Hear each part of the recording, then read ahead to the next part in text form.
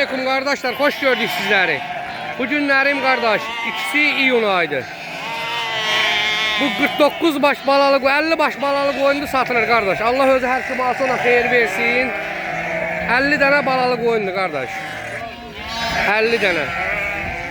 Her kim almak istəyirsə kardeş, əlaqə nömrəm səhifədə var. Zəh vurup gəlib ala bilər. Allah özü de her kim alsa ona xeyir versin.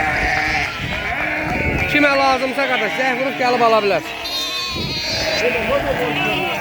İçeride kuzu var ona göre. Heyvanlarımız da budur kardeş. Maşallah, maşallah. Allah özü her kim alsa ona xeyir versin kardeş.